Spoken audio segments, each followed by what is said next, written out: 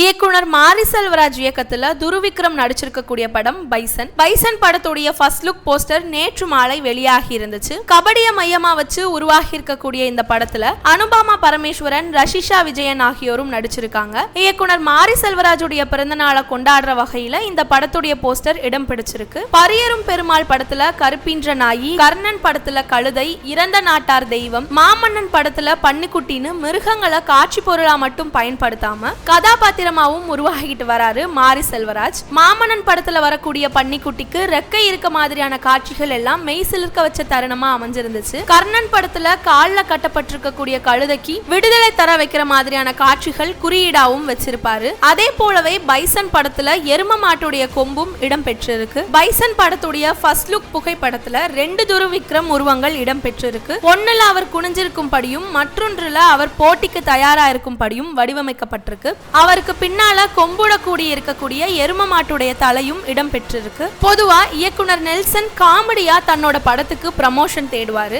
ஆனா மாரி செல்வராஜ் ரசிகர்கள் கொண்டாடும் பாடலாகவும் சித்திரங்கள் மூலமாவும் தான் தன்னோட படத்துக்கு விளம்பரம் செய்வாரு. வித்தியாசமான அணுகுமுறையும் ரசிகர்களுடைய கவனத்தை ஈர்க்க தான் செய்யுது. பைசன் படத்துல அழகம் பெருமாள், கலையரசன், பசுபதி, லால் மற்றும் ஹரிகிருஷ்ணன் ஆகியோரும் முக்கியமான கதாபாத்திரத்துல நடிச்சிருக்காங்க. முதல் முறையா இசையமைப்பாளர் நிவாஸ் கே பிரசன்னாவுடைய இணைஞ்சு இந்த படத்துல மாரி செல்வராஜ் பணியாற்றி இருக்காரு. இந்த படத்துல இசையும் புதுமையான பாடல்களா ஒலிக்கும் அப்படின்னு எதிர்பார்ப்பு அதிகரிச்சிருக்கு. மாரி செல்வராஜ் படங்களுக்குன்னு தனி ரசிகர்கள் பட்டாளமும் இருக்கு. வாழைப்படம் கண்ணீர் மலையில அனைவருமே ஆழ்த்தியது போலவே இதுவும் இடம் பிடிக்கும் அப்படின்னு உறுதியாகிருச்சு. வர்மா படத்துக்கு அப்புறமா கம்ப்ளீட் கான்ட்ராஸ்டா கிராமத்து கதையில துருவிக்ரம் நடிச்சு முடிச்சிருக்காரு. இதுக்காக அவரோட அப்பா விக்ரம் போலவே மெனக்கெட்டு நடிச்சிருக்காரு அப்படின்றது படத்துடைய போஸ்டரை பார்க்கும் போதே தெரியுது. நிச்சயமா இந்த படம் அவருக்கு திருப்பு முனையா இருக்கும் அப்படின்னு நம்பப்படுது. கபடி விளையாட்டை மையப்படுத்தி இருக்கிறதால ஒரு மாவீரனோட கதை அப்படின்னு கூறப்படுறதாலையும் துருவிக்ரம் நடிப்புல புதிய பரிமாணத்தையும் நம்ம பார்க்க முடியும். நான் எங்கிருந்து வரேன்னு உனக்கு தெரியும்,